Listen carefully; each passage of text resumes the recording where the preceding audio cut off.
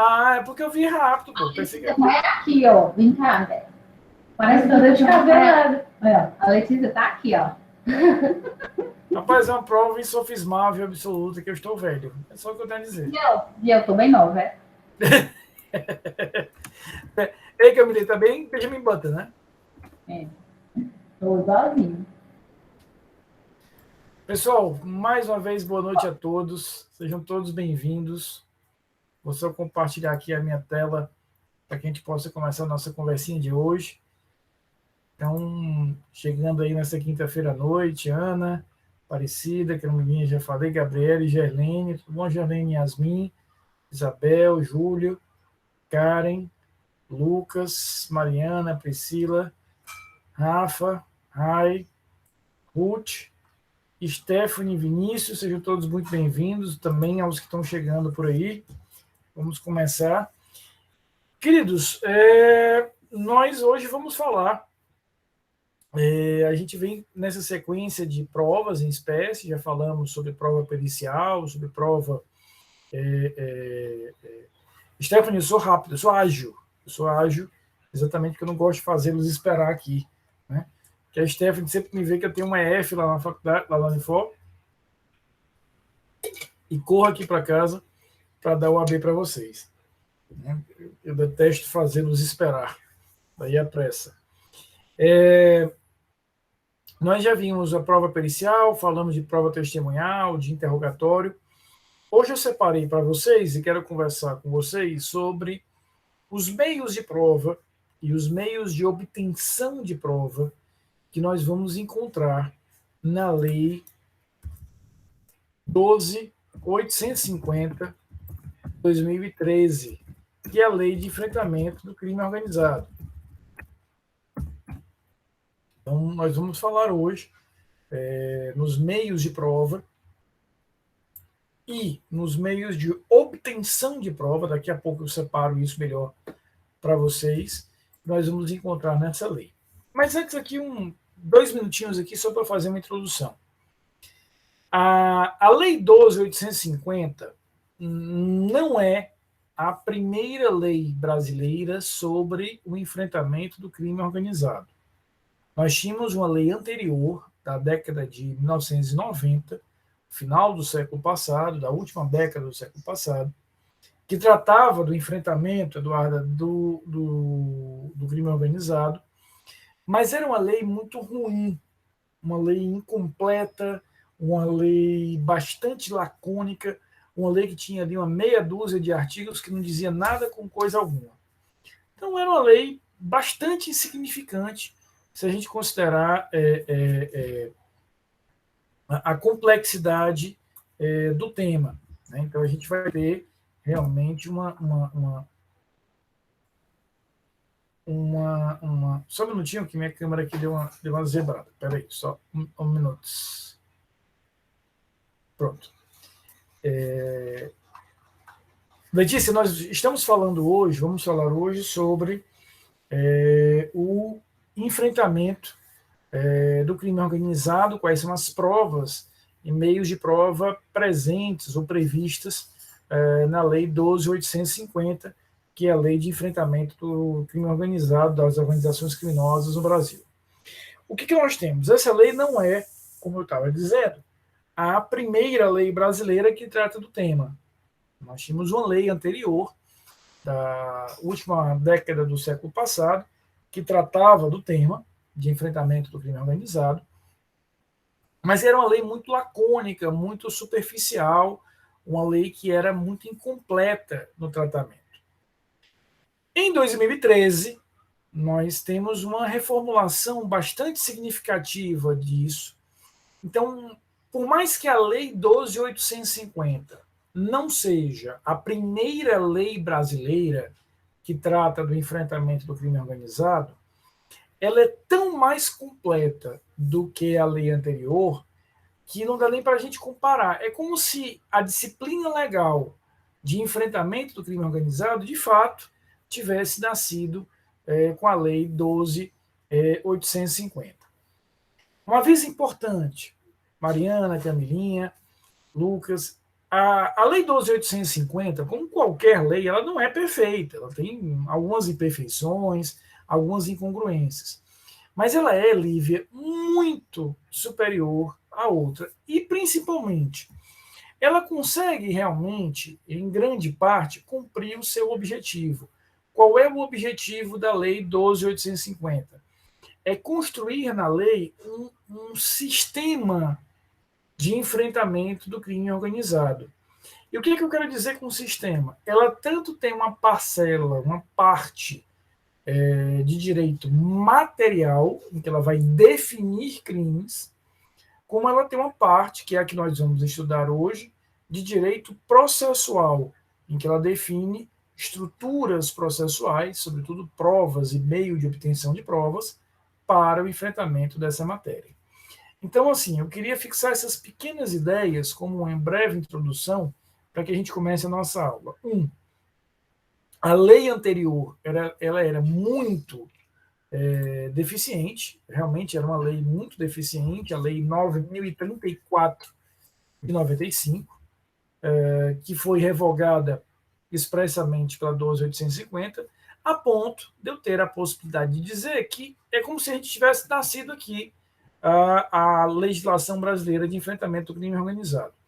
Ela não é perfeita, até porque a gente está tratando aqui de um tema muito complexo, que é o enfrentamento do crime organizado, mas ela é muito superior à anterior, muito superior em todos os sentidos. Para começo de conversa, ela é a primeira lei no Brasil que define o que é crime organizado do ponto de vista legal. Veja que ela diz aqui no artigo 1º, parágrafo 1º, considera-se organização criminosa a associação de 4 ou mais pessoas estruturalmente ordenada e caracterizada pela divisão de tarefas, ainda que informalmente, com o objetivo de obter, direta ou indiretamente, vantagem de qualquer natureza, mediante a prática de infrações penais, cujas penas máximas sejam superiores a 4 anos ou que sejam de caráter transnacional. Então, percebe o seguinte, nós não tínhamos, até 2013, um conceito legal do que era crime organizado. Para a gente aplicar qualquer dispositivo legal sobre crime organizado, nós tínhamos que fazer uma espécie, a palavra é infeliz, Lucas, mas uma espécie de ginástica para a gente trabalhar com isso. Por quê?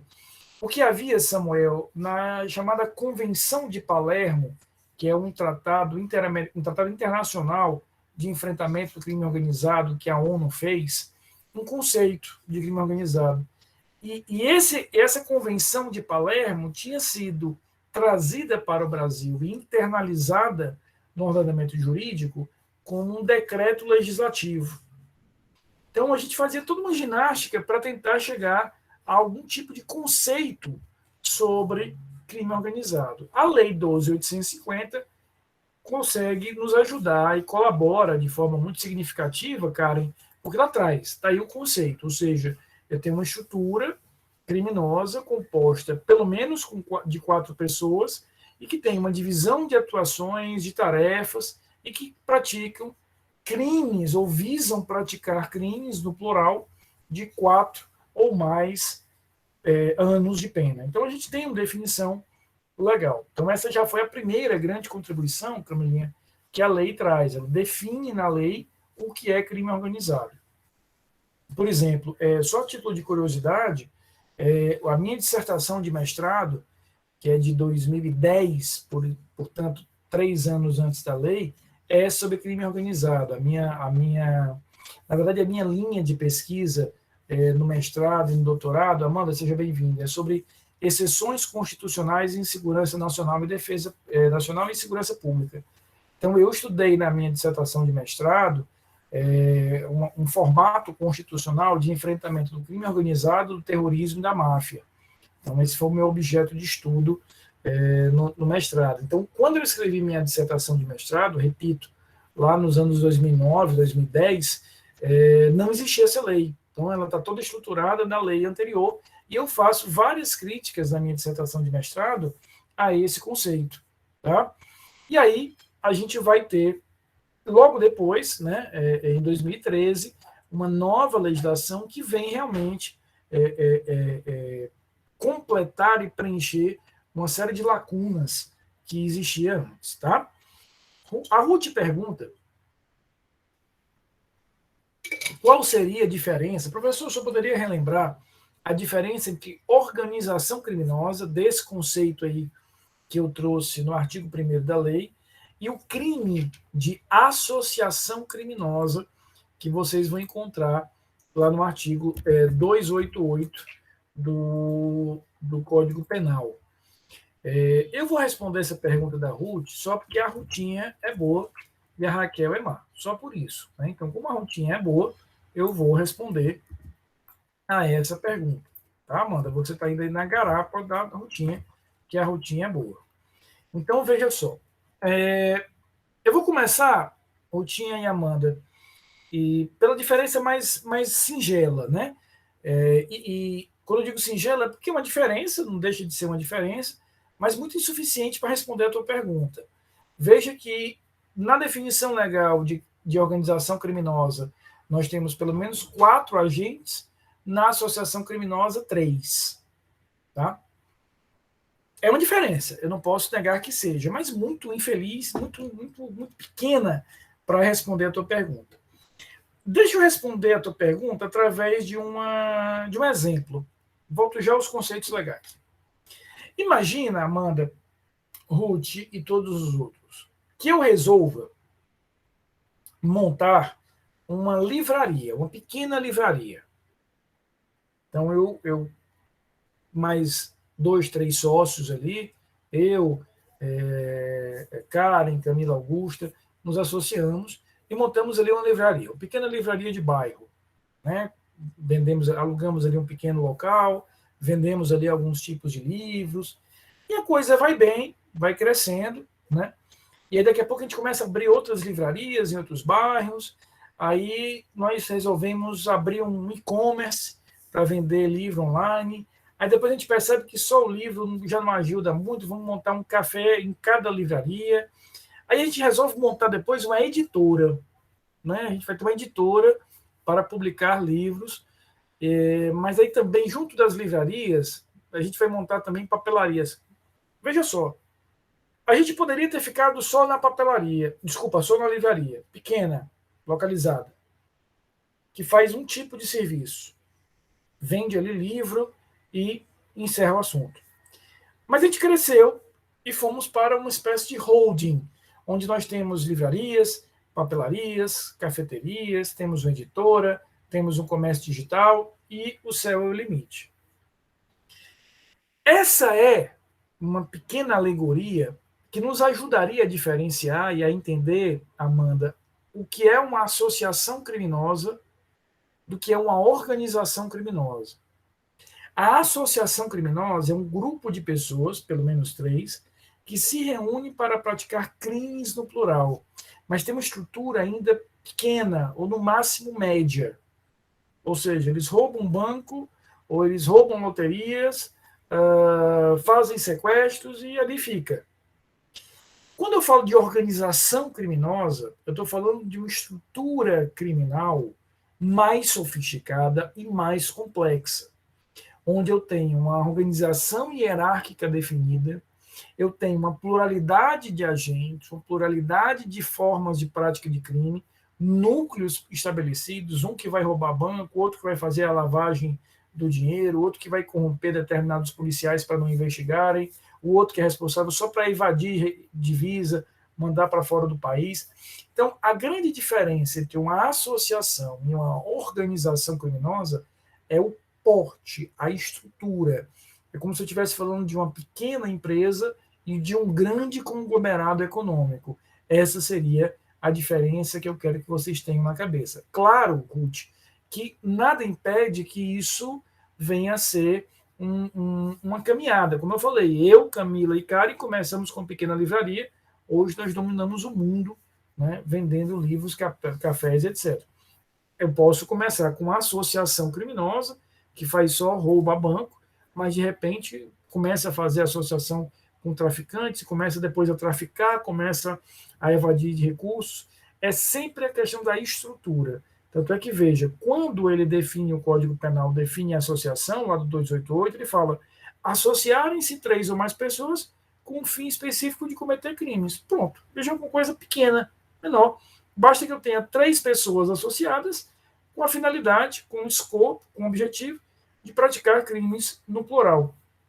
Veja que o conceito da lei de organização criminosa é muito mais extenso, onde ele vai dizer, não, aqui eu preciso ter uma estrutura hierarquizada, com divisão de tarefas, com atuação plural, com prática de crimes que tenham pelo menos pena de 4 anos, ou seja, de caráter transnacional. Então, a estrutura é que faz a grande diferença entre um conceito e outro.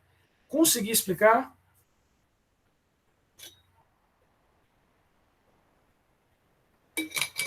É um tema interessante, tá? Eu mesmo já orientei vários trabalhos de conclusão de curso sobre crime organizado. Repito, é um tema que eu estudei muito no meu mestrado. No doutorado eu já fui estudar outras coisas, hoje também no pós-doutorado eu estudo outras coisas, mas tive um estudo muito profundo na época sobre isso. A gente não tem aqui tempo para isso, vocês vão ver essa lei também no próximo semestre, ou se já viram a disciplina de penal 4. Então é importante que a gente entenda o crime organizado, características da máfia e outros tantos, tá? Bem, então a gente percebe que a lei 12.850, Ruth, já deu essa grande contribuição, que foi definir o que é, afinal de contas, crime organizado. Mas ela também tem uma outra contribuição, que é a que me interessa particularmente na aula de hoje com vocês, que é a definição de estruturas processuais, de estruturas procedimentais, principalmente meios de prova, para que nós possamos conduzir esse determinado tipo de ato. O que vocês têm aí nesse slide é a transcrição do artigo 3º da lei, que vai definir quais são as provas e meios de obtenção de prova que nós devemos, podemos e vamos utilizar no enfrentamento do crime organizado. Mas aqui eu queria fazer uma explicação prévia, Fernanda. Eu queria ver com vocês, Eveline, qual é a diferença entre provas e meios de obtenção de prova. Tá? Eu não tinha visto a dúvida da Ruth, a outra, mas quem faz parte da organização criminosa responde pelo crime de associação? Não, responde pelo crime de organização. Eu tenho um tipo penal específico, Ruth, de organização. Tá? É por isso que, no caso concreto, eu vou ter que observar se eu posso classificar isso aqui como organização ou se eu fico lá na associação. Amanda, esse rol não é um rol taxativo. Não é que eu só posso usar estas provas para o enfrentamento do crime organizado. Mas a pergunta da Amanda é muito interessante, porque me dá aqui a oportunidade de dizer o seguinte: uma das grandes contribuições que a Lei 12.850 trouxe para a gente foi de organizar a casa. Veja só, Amanda, antes da Lei 12.850, todos esses institutos, essas provas, elas já existiam, tá? Com exceção praticamente da infiltração de agentes policiais. Mas todas as outras já existiam de alguma maneira. O que a lei faz nesse artigo, daí a tua pergunta tão importante, é dar uma organizada na casa, sistematizando. É como se eu dissesse, olha, para enfrentar o crime organizado, usa essas provas preferencialmente. Eu estou criando aqui um cardápio bem redondinho para você usar, sem prejuízo de você usar todas as outras. Veja, ele não vai falar aqui, Amanda, em interrogatório, ele não vai falar em testemunha, ele não vai falar em perícia, aquelas provas que nós já vimos lá no Código Penal. Mas, claro, nada impede que nós utilizemos também. Ele apenas quis dar uma organizada dizendo, olha, no crime organizado, essas provas aqui podem ajudar mais, são mais adequadas. Então, entenda o rol aí do artigo 3º como um rol meramente exemplificativo. Literalmente, eu quero que vocês enxerguem um parágrafo do artigo 3º como um lembrete. Ou seja, sabe quando você vai estudar e você separa ali os livros que você vai usar. Pô, vou dar uma separada aqui nesses livros, porque o artigo que eu quero escrever, a matéria que eu quero estudar para a prova, ele preferencialmente vai estar nesses livros. Você já dá uma organizada ali no teu raciocínio, na tua casa, no teu estudo, e você vai começar por ali. Nada impede que no correr do teu estudo, quando você estiver escrevendo aquele artigo, o teu trabalho de conclusão de curso, você se recorra a outros, mas pelo menos uma base você já tem. Essa é a finalidade do artigo 3º. Dá uma organizada na casa para dizer, olha, eu tenho preferencialmente no enfrentamento do crime organizado que usar esse tipo de prova. Foi muito boa a tua pergunta. E agora eu queria ver a diferença de prova e meio de obtenção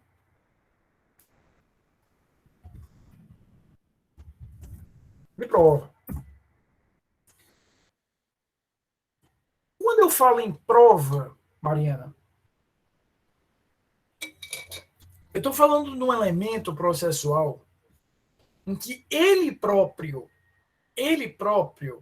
traz a informação. Ou seja, a prova, ela vai trazer a informação. Então, quando eu falo de perícia, aquele laudo pericial já traz ali a informação. Quando eu falo de testemunha, eu estou falando que a própria testemunha traz aquela informação que será relevante ao processo. Os meios de prova, a Eveline definiu muito bem aí, é exatamente isso, Eveline, muito bem. A Eveline diz o seguinte, os meios de obtenção de prova são os procedimentos, ou o procedimento para chegar até elas, exatamente isso. Ou seja, o meio de obtenção da prova, ele em si não prova nada, mas ele vai me dar um caminho, Eveline, para que eu chegue até a informação importante. Então, quando eu falo de uma perícia, quando eu falo de uma quebra de sigilo bancário, quando eu falo de uma interceptação telefônica, aquilo ali já é a prova. Mas na hora que eu falo em colaboração premiada ou infiltração de agentes policiais, essas são formas, meios de eu chegar até aquela informação e até aquela prova. Então, a colaboração premiada representará um caminho para que eu chegue até a prova. Representará aí um caminho para que eu possa chegar até aquela informação que é, aí sim, relevante e importante. Então, esse artigo 3º, ele tanto vai indicar provas em si, como meios de obtenção de prova. Por exemplo, a colaboração premiada, que a gente vai falar muito dela hoje, que é o principal tema da aula de hoje, ela em si não é prova, ela não prova nada, Camila. Ela vai levar a provas. Ela vai fazer com que eu consiga chegar até essas provas. Tá bom? Então veja aí o que diz o artigo 3º. Inciso 1º, colaboração premiada, a gente vai já falar melhor dela. Captação ambiental de sinais eletromagnéticos, ópticos ou acústicos. Isso aqui, por exemplo, imagine que eu estou gravando uma conversa de duas pessoas no restaurante, eu estou gravando um vídeo daquele encontro daquelas pessoas no shopping. Tudo isso, obviamente, com autorização judicial. É uma captação ambiental. Ambiental porque eu estou fazendo uma captação do ambiente. É diferente da interceptação telefônica, em que eu estou gravando a conversa telefônica.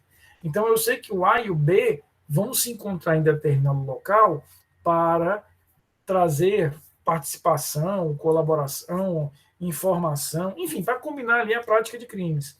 Eu posso gravar aquela conversa através de um microfone, através de um vídeo, sempre com autorização judicial, e aqui é fácil a gente entender por que tem que ter autorização judicial, porque tem a questão do sigilo de informações. Karen, eles não são irrelevantes. Eu não falaria que eles são irrelevantes para o juiz. Mas é só lembrar que eles em si nada provam. Eles levam até a prova. Então, não é que eles são irrelevantes, é porque o juiz não pode usar aquilo ali como prova. Mas ele pode, através daquele caminho, chegar à prova. Deixa eu te responder isso de uma forma mais didática. Quando aquele agente colaborador, a gente vai já falar de colaboração premiada, faz o acordo com o Ministério Público ou com a polícia, dizendo, olha, eu tenho essas provas, o que ele fala, a princípio, não é prova. Agora, o que vai ser prova? Os extratos bancários que ele vai entregar, os e-mails, os contratos, as gravações, aí sim ele vai trazer a prova. Então, não chega a ser, eu não usaria a palavra irrelevante, mas eu usaria a palavra de que ele é meio para que eu chegue no principal. Então, ele é um acessório para o juiz. Tá? Letícia, se você gravar uma conversa sua sem autorização judicial, hoje isso ainda é possível. Há um projeto de lei no Congresso que vai tornar isso ilegal. Mas se eu estou gravando a conversa do outro, aí eu teria que ter uma ordem judicial. Se eu não a tiver, a princípio essa prova seria ilícita. Tá? Inciso terceiro, ação controlada. A ação controlada vai ser realizada, ocorre naquelas situações em que a polícia está na investigação do crime organizado, sabe que aquela organização criminosa desenvolverá ali algum tipo de ação, ela vai desenvolver algum tipo de ação, e a polícia se aproveita disso, a polícia vai se aproveitar disso para produzir uma prova que seja mais importante. Rafael, eu não entendi. Vamos pôr um exemplo, que esse exemplo vai ficar mais claro. Kathleen, imagina que a polícia sabe que aquele determinado agente vai sair com drogas de Fortaleza e vai até Sobral. A polícia está acompanhando aquilo ali e sabe que o cara vai sair com drogas de Fortaleza e vai até Sobral. E aí ele aproveita, né, desse momento, acompanha aquele deslocamento. Por quê? Porque se ele prender o cara aqui, tudo bem, ele vai prender aquele agente, vai capturar aquele agente, vai apreender aquela droga, mas ele vai deixar de fazer uma prova mais robusta, mais efetiva. Então ele acompanha aquilo ali, para dizer, olha, eu vou acompanhar o cara até Sobral, e lá eu vou prender não apenas ele, mas eu vou prender também aquele que a quem ele vai entregar aquela droga. Isso é um exemplo de ação controlada. Ou seja, a polícia faz o acompanhamento, Amanda, para que eu possa ter ali uma efetivação mais contundente daquela prova. Tá? Então, Ruth, entenda a ação controlada como uma ação da polícia em que ela deveria fazer aquela prisão naquele momento, mas ela deixa de fazer aquela prisão ou aquela diligência, porque ela vai acompanhar aquele agente criminoso para depois fazer uma prisão ou uma diligência mais significativa. Então, imagina que a polícia está monitorando aquele agente e ele está com drogas em Fortaleza e vai sair para Sobral para realizar lá em Sobral a entrega daquela droga a outros da organização criminosa. Se a polícia prendê-lo em Fortaleza, ela nunca vai saber, ou dificilmente vai saber, ou vai ser mais complicado para que ela saiba por que ou a quem eu irei entregar isso lá em Sobral. Então, o que a polícia faz? Uma ação controlada. Ela vai monitorar aquele deslocamento, vai acompanhar aquele deslocamento para que possa prender não apenas aquele agente, mas todos os outros que com ele estão atuando naquele caso. Tá? Inciso 4º, acesso a registro de ligações telefônicas e telemáticas, a dados cadastrais constante de bancos de dados públicos ou privados e a informações eleitorais e comerciais. 5º, interceptação de comunicações telefônicas e telemáticas nos termos da legislação específica. 6º, afastamento de sigilos fiscal, bancário financeiro, bancário e fiscal nos termos da legislação específica. Infiltração por policiais em atividades de investigação na forma do artigo 11. E cooperação entre instituições e órgãos federais, distritais, estaduais e municipais na busca de provas e informações de interesse da investigação ou da instrução criminal. Esse inciso 8º, exatamente, Júlio, exatamente. Júlio agora foi muito preciso e muito técnico. Parabéns, Júlio. Professor, o flagrante postergado, também chamado de retardado, é um exemplo de ação controlada? É um exemplo de ação controlada. Na verdade, é uma espécie de ação concreta que eu posso fazer dentro desse gênero aí de ação controlada. Porque é exatamente isso. Eu deveria prendê-lo nesse momento, não realizo a prisão, para no momento seguinte, acompanhando aquele agente, eu ter condições de realizar uma prisão mais robusta, mais significativa. É isso que a gente vai ter em relação ao flagrante nesse cenário chamado de flagrante prorrogado, ou postergado ou retardado. Então, veja, eu queria só destacar o inciso 8º, que ele é muito interessante, em que ele traz aí a possibilidade de cooperação entre instituições e órgãos federais, dentre outras naturezas. Isso aqui é algo que tem sido utilizado nos últimos anos. Havia uma resistência muito grande disso há um tempo atrás, e felizmente essa resistência tem sido superada, e cada vez mais nós vemos exemplos disso, que são as chamadas ações interagência. Então, o que nós temos aqui? Essas ações coordenadas, essa cooperação, Kathleen, ela vai se dar, por exemplo, entre a Polícia Federal, a Receita Federal e o IBAMA. Vão fazer uma operação contra crimes ambientais. A Secretaria da Fazenda, junto com o Ministério Público, junto com a Receita Federal, uma ação conjunta para enfrentamento de crimes de sonegação tributária. Então, o que o inciso 8º diz olha, estimula-se, é recomendável que para o enfrentamento da macrocriminalidade, da criminalidade complexa, que é a criminalidade organizada, eu tenha a atuação de vários agentes. Isso já existia, viu? Era muito usual, Isabel, em outros contextos. Por exemplo, a dissertação de mestrado da minha irmã, que é em direito tributário, em direito fiscal, ela escreveu sobre a interação entre países e entre autoridades fiscais de diversos países na atuação essencialmente tributária e fiscal, demonstrando que com as negociações, as ações, os negócios hoje são muito internacionais e transnacionais, precisava haver uma unidade de ação de autoridades tributárias internacionais. Então, já existia essa ideia muito forte em outros ramos, e hoje, cada vez mais, isso vem sendo incorporado no direito processual penal, não só do ponto de vista nacional, mas internacional. A gente já assiste hoje, por exemplo, grandes ações, por exemplo, contra a pedofilia ou contra crimes cibernéticos, que são realizados em vários locais do mundo simultaneamente por várias forças policiais e judiciais. Então, a questão da cooperação interagências acaba sendo um elemento fundamental. Tá? Dessas provas e meios de obtenção de prova, eu queria aprofundar agora com vocês duas. Por quê? Porque são as mais relevantes e as que tiveram o maior impacto dessa disciplina trazida pela Lei 12.850. A primeira delas, Kathleen, é a colaboração premiada. E a outra, que a gente vai ver daqui a pouco, é a infiltração de agentes policiais. Primeiro, só um aviso.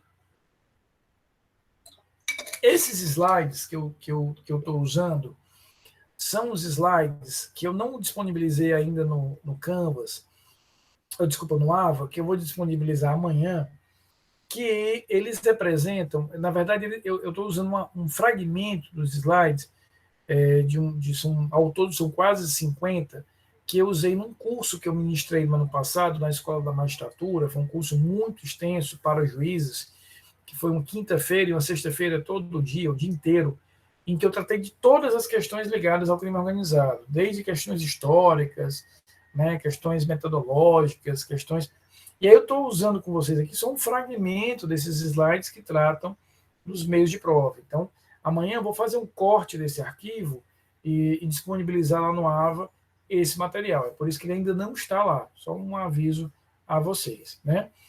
A não ser que vocês queiram que eu coloque tudo. Então, repito, é muito além do que a gente está vendo aqui, porque tem um curso completo de crime organizado, né? E a gente tem isso.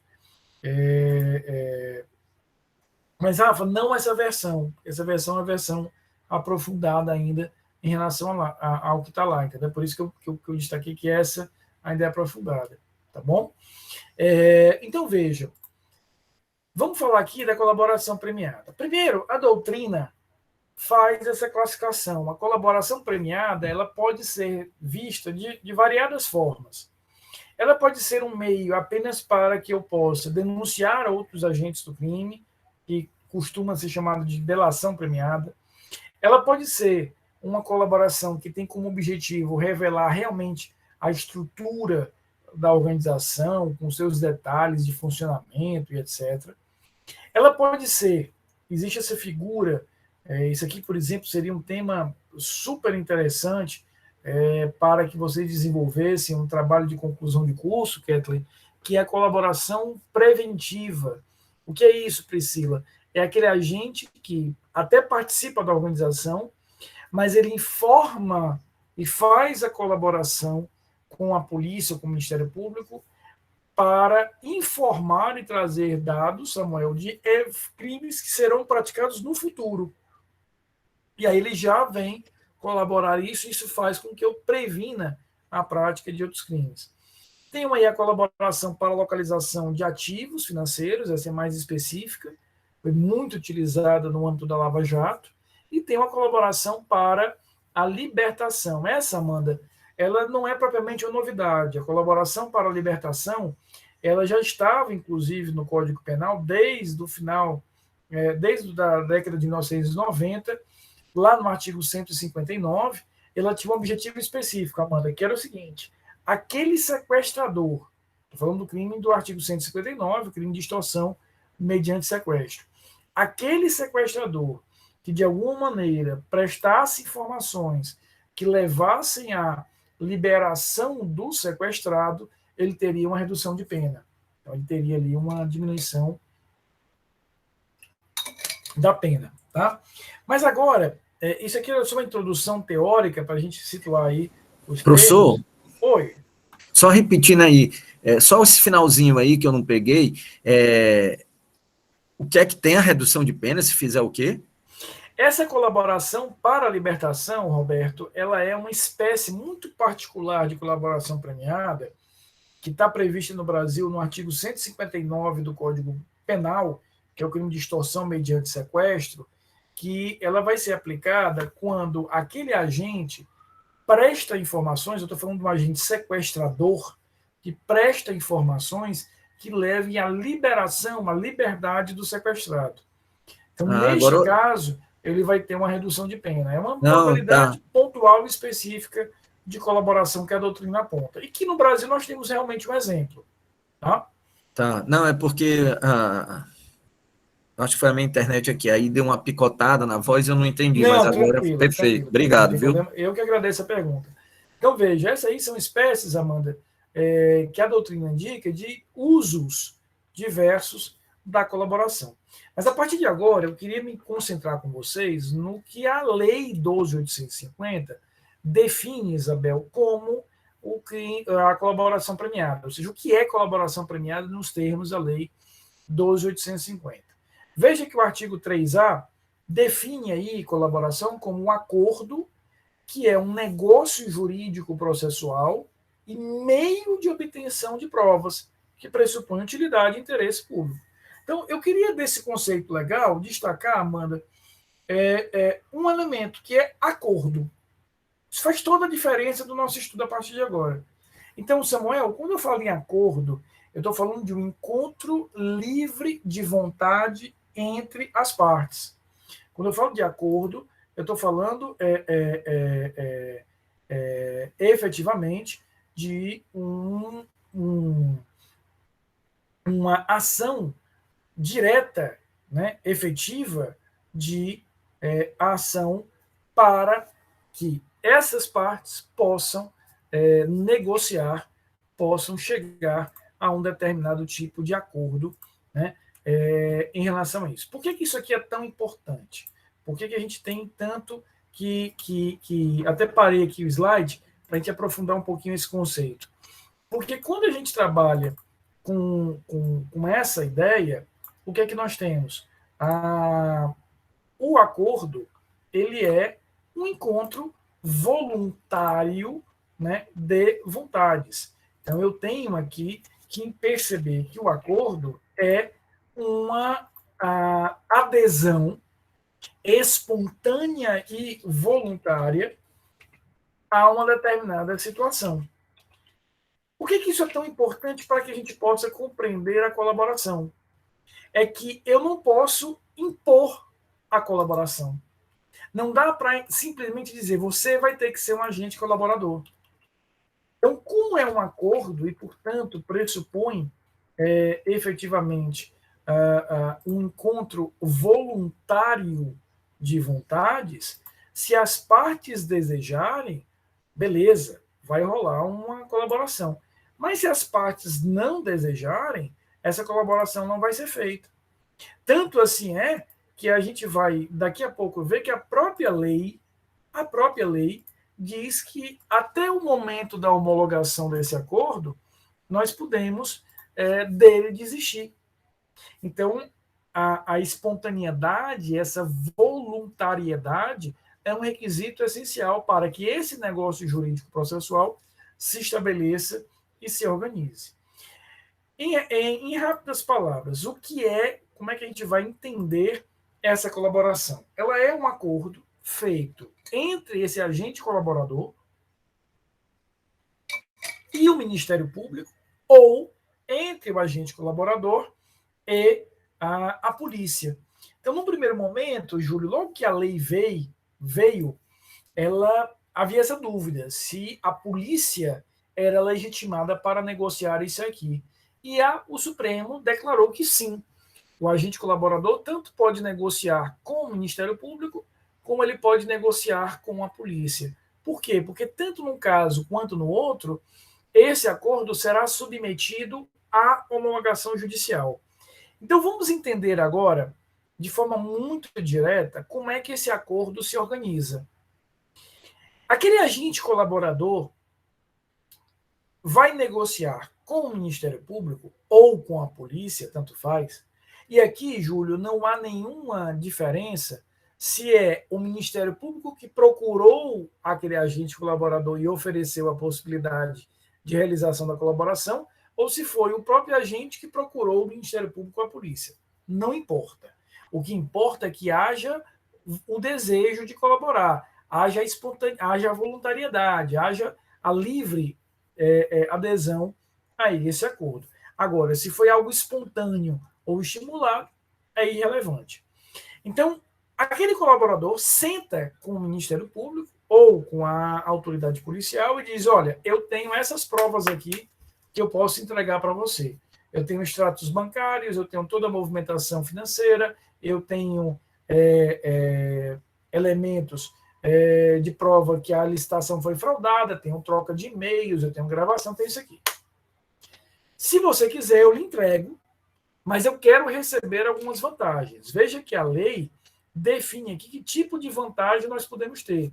A gente pode ter o perdão judicial, eu sequer vou oferecer a ação penal, eu posso ter uma redução de pena, eu posso ter uma substituição por pena mais benéfica, por exemplo, uma pena restritiva de direitos, ou eu posso ajustar com você, Amanda, que você já vai começar no regime aberto, você deveria começar no fechado, mas eu negocio que você vai começar no aberto. Então, preliminarmente, é feito, Kathleen, o ajuste do acordo, em que um diz o que é que vai entregar e o outro diz o que é que ele vai receber se entregar aquilo. Negociamos isso. Veja que nesse momento, Priscila, não se entregou prova nenhuma. O agente está simplesmente dizendo, eu tenho isso para entregar. Eu não entreguei ainda nada.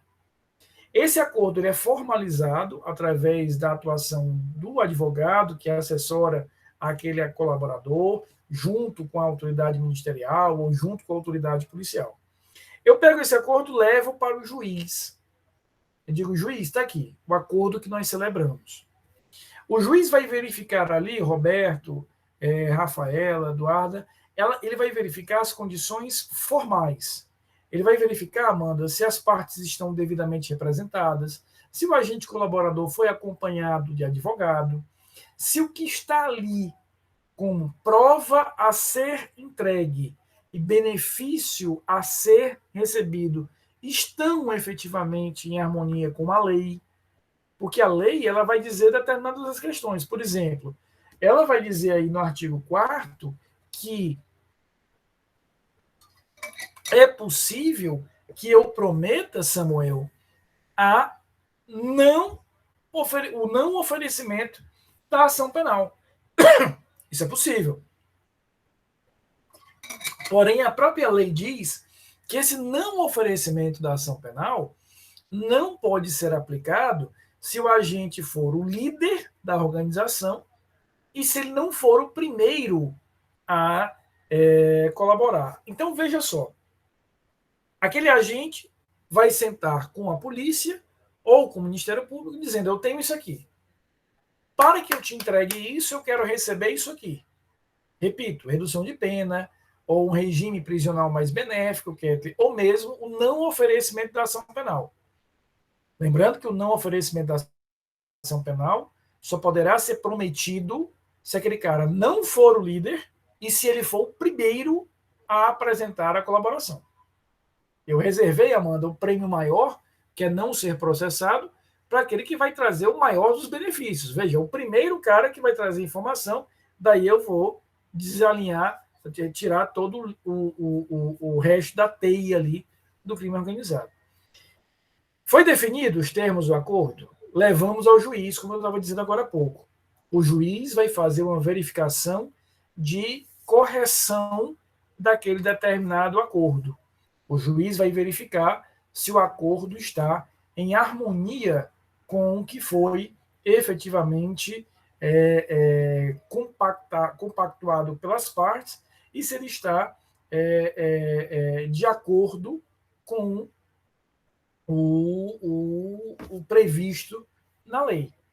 Se estiver, o juiz homologa o acordo e aí, ato seguinte, as partes partem para efetivá-lo. O que significa dizer que as partes vão partir para efetivá-lo? Eu tinha feito o acordo dizendo que entregaria tais documentos, provas, elementos de informação. O juiz os homologou. O juiz os homologou. Mas, agora, nós vamos, de fato, começar a entregar isso. Queridos, qual é a importância, eu já te ouço, Roberto, mas só para fechar essa ideia, qual é a importância deste momento, que é o momento de homologação do juiz? No momento em que o juiz homologa, aquilo ali passa a ser, vejam, um vínculo jurídico entre as partes. O que significa isso, Amanda? Se de fato ele entregar as provas, ele tem o dever, tem o direito de receber o que foi ajustado. Então, se o agente colaborador disser, eu vou entregar isso, e de fato entregar durante o processo, aquilo que consta no termo homologado pelo juiz de colaboração tem que ser entregue a ele. É um direito.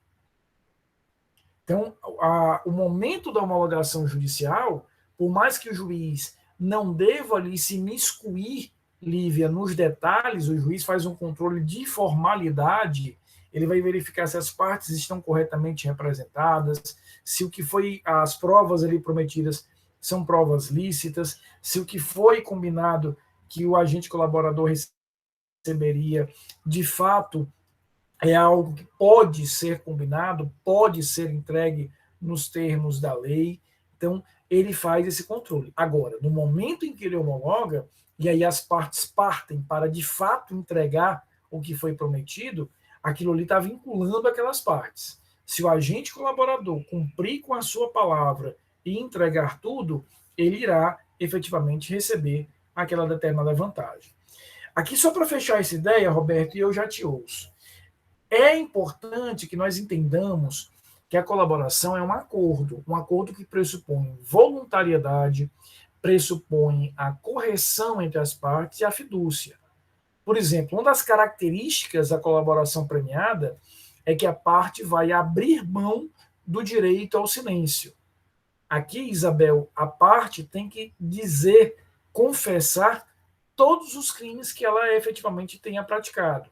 Então, Júlio, aqui ele abre mão do direito ao silêncio, confessa todos os crimes, entrega a prova de tudo isso em troca de um benefício que ele vai receber.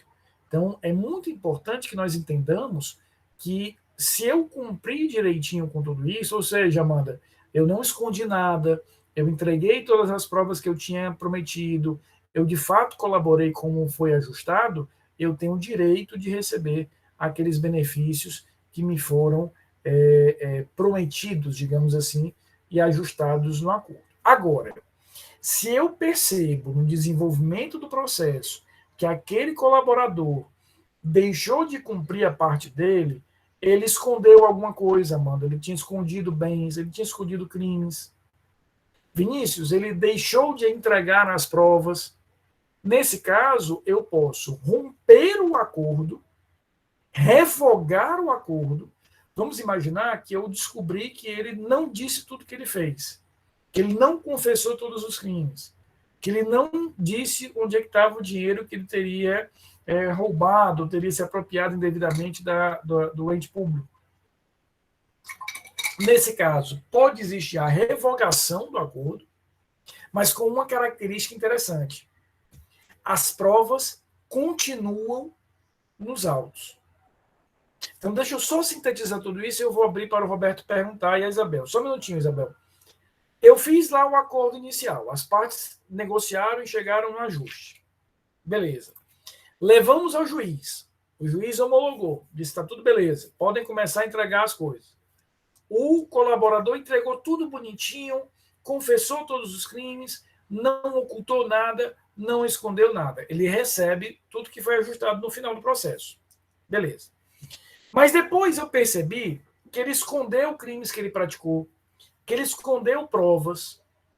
Nesse caso, eu posso revogar o acordo perde validade, aquele agente colaborador não receberá nenhum dos benefícios, mas tem uma característica interessante, Kathleen. As provas que ele, porventura, tenha trazido para o processo continuam no processo. Ele não pode dizer, Júlio, então já que o acordo foi revogado, eu vou levar minhas provas de volta. Não. O que ele já tiver trazido, apresentado e já foi incorporado ao processo, lá vai ficar, mesmo que eu revogue esse acordo. E por que eu revogaria? Porque dentro dessa perspectiva, eu teria aí a descoberta de fatos ocultos, fatos que foram omitidos, fatos que foram ocultados. Roberto, pode falar. Rapidinho, professor, são duas perguntas. Quem revoga no caso aí é o juiz, né? É o juiz. Pronto. A pedido do Ministério Público ou da autoridade policial. Tá, agora, a minha primeira pergunta era assim, foi feito o acordo, tá certo? Foi discutido entre as partes e antes mesmo da sentença sair, ele já sabe o que ele vai ter direito, concorda comigo? Concordo. Tá? Mas assim, o que eu não entendo bem é que ele já sabe que vai ser que vai ter uma sentença que vai ser pesado, que ele não vai ser absolvido, por isso que ele fez essa delação premiada, né? Mas isso depende também muito se o processo caiu na mão de um juiz que tem a caneta mais pesada ou não, né, professor? Porque o que acontece é o seguinte, pode ser que ele pegue 30 anos, dependendo se caiu numa vara onde o juiz é mais forte, assim, mais forte que eu quero dizer assim, que a sentença dele é mais pesada, porque eu já acompanhei alguns advogados, tá certo? E assim, mesmo antes, ele dizia assim, não, o meu cliente vai ser, ele não vai ser absolvido, mas graças a Deus está na mão de uma juíza que é mais leve a caneta. Tá entendendo? Eu tô tendo cuidado com as palavras, porque como acadêmico, eu tenho que ter mais ética ainda. Mas o que eu quero dizer é o seguinte, professor, já sabe quem é a juíza que vai homologar, tá certo? Já é uma juíza que tem uma característica de não ser, a sentença delas não ser tão forte, tão pesada como a de outro, tá? Então, ele vai pegar ali por aquele crime ali, talvez 15 anos. Aí ele, como já vai ter essa premiação, né? Ele já sabe ali que ele já pode até, talvez, né? Pegar no máximo 3, 4 anos. Enquanto. Aí a minha pergunta é porque é o seguinte: o que é que eu não entendo? se o juiz também quiser, ele pode dar uma carregada, né? Porque o que ele dá de desconto, ele pode aumentar. Não sei se eu estou sendo claro aqui na conta. Tá, não, estou entendendo bem a sua É que eu estou tendo colocação. cuidado com as palavras, que eu tenho medo de falar alguma coisa que, Não, e eu lhe agradeço. Temos como, que ter esse cuidado. como acadêmico, eu não temos que ter esse posso, né? cuidado, você fez bem. Tá? Eu estou entendendo o que você está colocando, e aí vamos só organizar aqui. O que você está me dizendo é o seguinte, Rafael, quando eu faço um acordo, eu sei onde eu estou, qual é o juízo que eu estou, e aí eu vou ter condições de avaliar se é um juízo de um perfil um pouco mais pesado nas condenações ou não. Esse fato, Roberto, ele vai ser muitas vezes considerado até para que eu possa decidir, como agente colaborador, se eu quero ou não fazer o acordo. Porque se eu percebo que, naquele caso concreto, pelas regras de distribuição de competência, o juízo já é um juízo que tradicionalmente não condena com penas muito elevadas, pode ser que eu me sinta menos estimulado a fazer isso. É possível.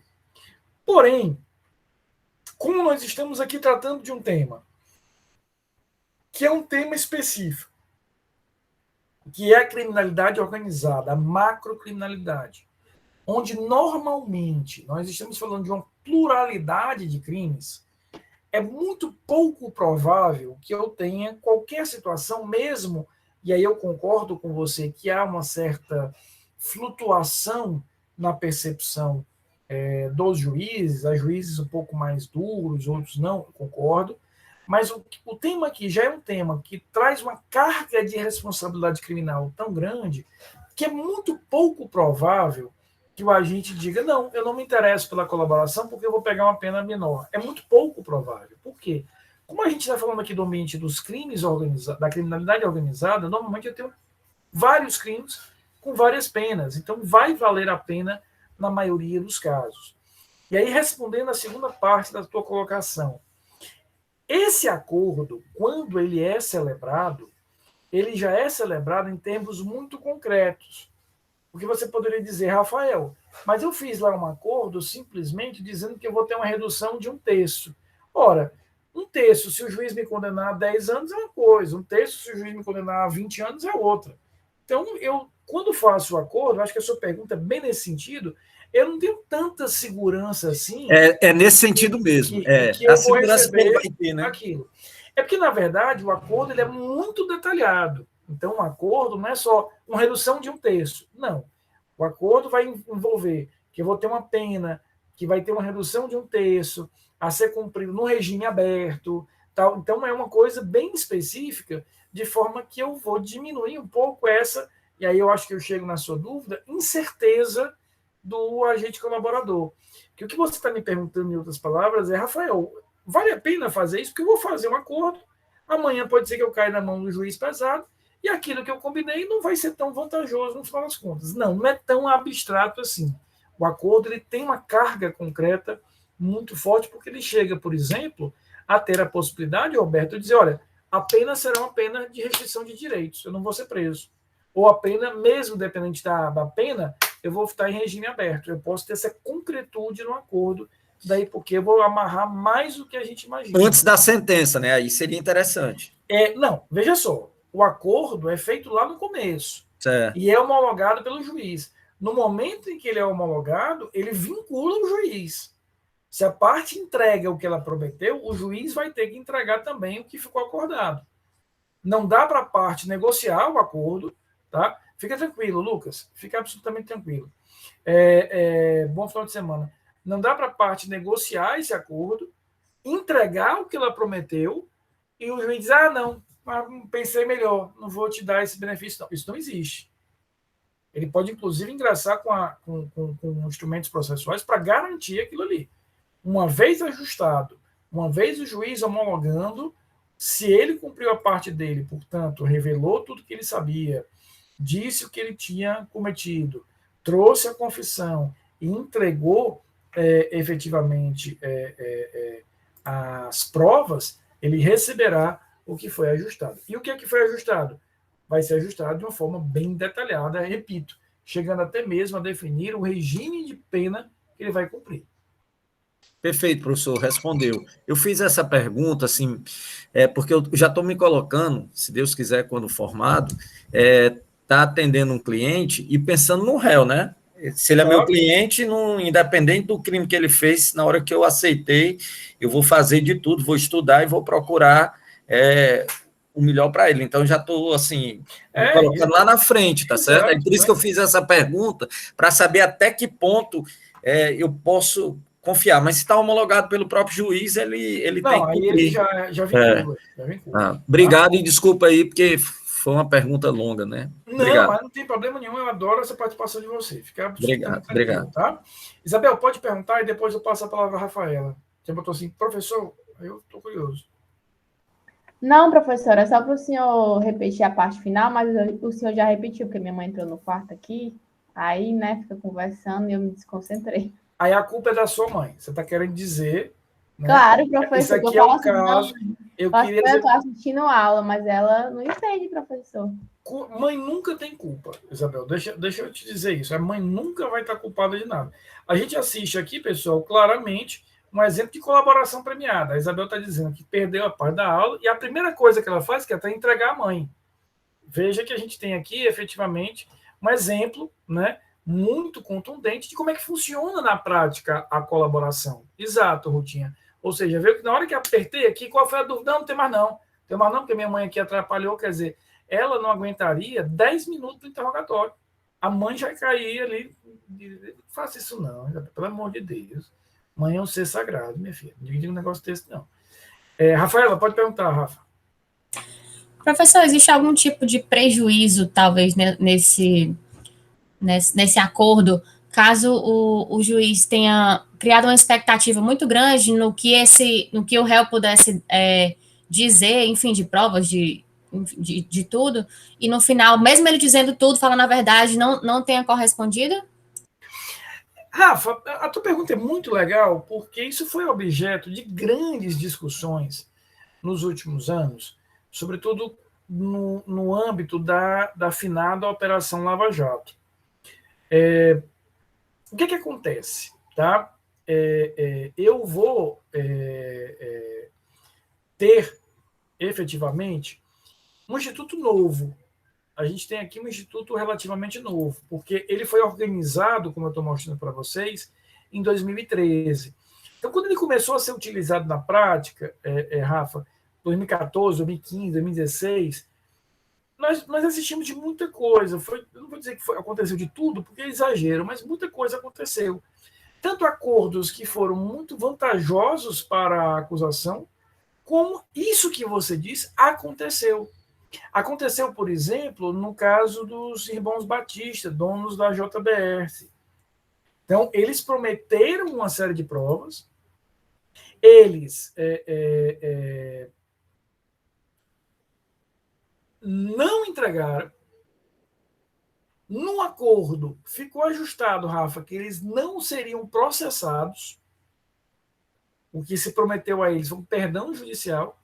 No meio do caminho, descobriu-se que eles tinham escondido uma série de informações, inclusive relativas à lavagem de dinheiro, e aí o acordo foi revogado.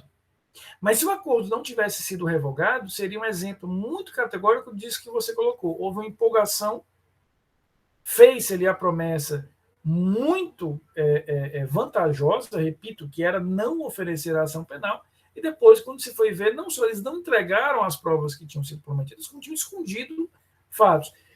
Então, isso, de certa forma, Rafa, aconteceu porque era também um instituto muito novo, né? Era um instituto muito, muito recente. Então, a gente tinha ali, dentro desse contexto, um instituto claramente em que as partes estavam começando a dominar. Hoje já acontece menos. Hoje, sobretudo o Ministério Público e a polícia, já estão um pouco mais escolados para saber calibrar exatamente qual é essa resposta. Agora, eu não tenho como lhe dizer que isso não possa vir a acontecer. Por quê? Porque a gente está trabalhando aqui dentro de um acordo e uma expectativa. Pode ser que ele diga, olha, eu tenho isso. De fato, você foi muito precisa na sua pergunta. De fato, ele entregue tudo isso, Mas eu digo, poxa, eu tinha ali outros meios de prova, mas aí, se houve homologação e se ele cumpriu a parte dele, ele há de receber o que foi ajustado, tá bom? Iago, pode perguntar, por favor. Professor, no caso, nesse acordo, né, de colaboração, o acordo pode prever, como é que eu posso dizer, medidas que durante a colaboração devem ser seguidas, por exemplo, durante essa colaboração eu vou permanecer em regime aberto, e, enfim, isso no meio, até que a pessoa, a parte, né, colaboradora, ela cumpra com tudo que foi acordado. Não. O que não, pode. Isso não. Tá? Porque, como é um acordo, digamos, de contrapartida, eu primeiro teria que receber. Porque, veja só, se eu faço isso e a pessoa não me entrega as provas, a gente tem que entender que a colaboração é um meio para que eu chegue no local, que é a obtenção das provas. Então, isso não seria possível. O que é possível, e aí é diferente, a lei expressamente diz isso, é que eu possa ajustar durante a tramitação da investigação ou do processo medidas que de alguma forma protejam aquele colaborador, por exemplo, de risco de vida e outros. Mas nesse sentido de antecipar benefícios, a lei não trata disso. E a doutrina e a jurisprudência têm se caminhado no sentido de que não seria possível, porque aí você estaria diante de uma expectativa que poderia, por exemplo, não se realizar. Tá? O Júlio pergunta sobre o sigilo. Veja, obrigado. Júlio, eu que agradeço, querido. Veja, Júlio, que a lei é expressa em relação a isso. Inclusive foi alterada aí pela lei 13.964, que é o chamado pacote anticrime. A regra é que hoje, antes havia um vazio legal, antes a lei não tratava disso, e aí a lei passou a tratar disso no artigo 7º, parágrafo 3º. Veja que diz aí: o acordo de colaboração premiada e os depoimentos do colaborador serão mantidos em sigilo até o recebimento da denúncia ou da queixa, sendo vedado, sendo proibido ao magistrado decidir por sua publicidade em qualquer hipótese. Se for uma alteração trazida em 2019, porque isso era um tema, eu acho que vem daí a sua pergunta, que gerava muita polêmica, né, da liberação de informações antes mesmo do oferecimento da ação penal. Então, hoje, essa negociação, a homologação, a entrega durante a investigação tem que permanecer em sigilo. Esse sigilo só pode ser relativizado, levantado, depois que a denúncia for recebida, ou seja, depois do início formal do processo. Toda a fase pré-processual que envolva a colaboração ficará aí em sigilo. Tá? Eu tenho que manter o sigilo até esse determinado momento. Ok? Para encerrarmos por hoje, eu queria falar um pouquinho sobre a infiltração de agentes policiais. Ela está prevista aí no artigo 10 e 11 da lei. E qual é a lógica? Eu vou infiltrar um agente policial naquela organização. Veja que a colaboração premiada e a infiltração de agentes policiais, elas têm um ponto em comum. Elas, de fato, têm um ponto em comum. Qual é o ponto? Para que eu desarticule, desestruture aquela organização criminosa, eu preciso ter informações que vêm de dentro. Ou porque alguém de dentro está me trazendo essas informações, é o caso da colaboração, ou porque eu vou infiltrar alguém na organização para obter. Então, veja, há um ponto de contato, né, muito claro entre a colaboração e a infiltração, que é a ideia de que, como as organizações criminosas são muitas vezes complexas, para que eu possa as enfrentar e muitas vezes acabar com aquela organização, não adianta eu querer explodir de fora para dentro, eu teria que implodir aquela organização. É isso que faz a colaboração e a infiltração serem elementos parecidos entre si. A diferença é que na colaboração eu trago alguém que lá está, né, com todo o acordo e a promessa de vantagem que a gente já viu, e na infiltração eu trago para dentro daquela determinada organização um agente policial para que ele possa extrair ali informações. Quais são as características essenciais aí dessa infiltração? Primeiro, tem que existir uma ordem judicial autorizando. Então, a infiltração só ocorrerá por ordem judicial. Segundo, tem que haver aí um prazo, veja, de 6 meses, que pode ser prorrogável por mais 6 meses. E ao final, quando finalizar esse período, o agente policial vai apresentar um relatório circunstanciado. Ele entrega aqui um relatório circunstanciado. Este relatório circunstanciado é que representará aqui a prova, ou seja, ele passa esse tempo todo na organização, se infiltra, busca informações, dados e etc. Terminou esse prazo, ele sai e aí faz um relatório, e esse relatório é que vai servir de prova. Uma questão muito interessante que a lei tenta resolver,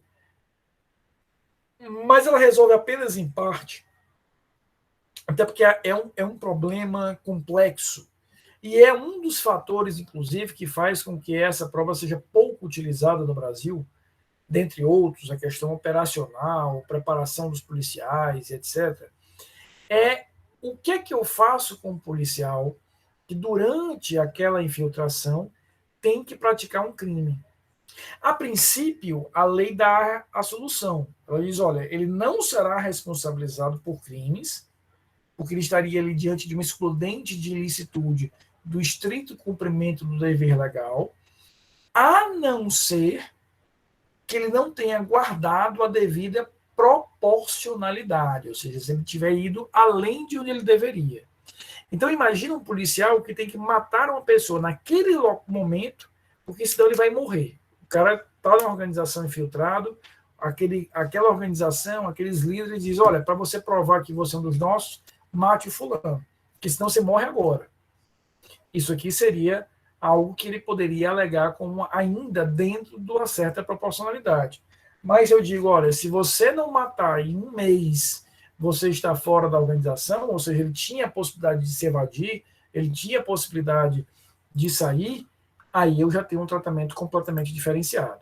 Tá? Então, o que a gente vai perceber aqui é que a lei, ela tenta trazer uma solução, mas ainda é uma solução, digamos, muito superficial quando a gente considera o detalhamento. É por isso que, do ponto de vista prático, né, do ponto de vista efetivamente prático, a gente ainda tem uma dificuldade, uma resistência muito grande à utilização desse meio de prova. Tá bom? Enquanto vocês pensam aí nas dúvidas, eu vou aqui rapidinho fazer a chamada, né, só um minutinho, por favor. Eu já escuto as dúvidas de vocês. E aí, gostaram da aula? Foi legal? Deu para ter uma noção boa de tudo?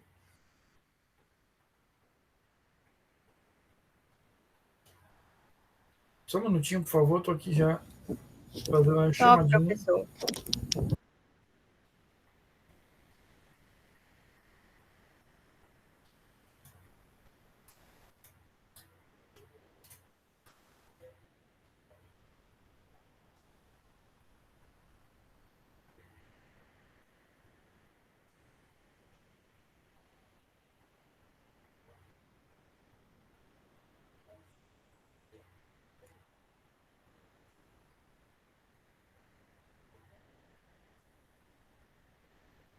Professor, Pois não? hoje, tipo, é meio permitido ou proibido, por exemplo, a polícia fazer operações em que, nessas operações, elas criem, por exemplo, um cenário propício ao tráfico. Como assim? Tipo, como se simulassem digamos, uma compra e venda de mercadoria ilícita para descobrir ali a fonte e saber como é que é a distribuição, algo do tipo, entendeu? Hoje é possível uma operação nesse cacife? Entendi. Não, veja, o que você traz para a gente é uma diferença entre o chamado, por exemplo, flagrante esperado do flagrante preparado. O que é o flagrante preparado? É o que você está colocando, ou seja, eu crio ali uma condição para que haja algum tipo de conduta que eu, de alguma maneira, estimule a prática daquele determinado ato, para que o outro, ao praticar, ele ter a responsabilidade. Não. O momento em que eu, de alguma maneira, colaboro para que esse crime venha a acontecer, eu estou criando ali um flagrante preparado ou estimulado, que seria, a princípio, ilegal. Nesse caso, eu tenho que observar, fazer o que a polícia costuma chamar de tocaia, né, de uma observação, e sem interferir ou estimular. A não ser dentro desse contexto muito específico, um corte muito específico que a gente faz, da infiltração de agentes policiais. Mas aí, veja, eu estou, de alguma maneira, autorizando previamente a participação, e aí eu poderia realizar algo próximo, parecido com o que você coloca. Mas eu não posso simplesmente estimular a prática para daí alguém praticar um crime para que eu possa produzir prova. Esse seria um exemplo de flagrante dito ou chamado preparado, o que é a princípio ilegal no Brasil. Certo, professor, obrigado. De nada, querido. Queridos, mais alguma dúvida? Um ótimo final de semana a todos. Fiquem bem, descansem. A gente se encontra, se Deus quiser, na próxima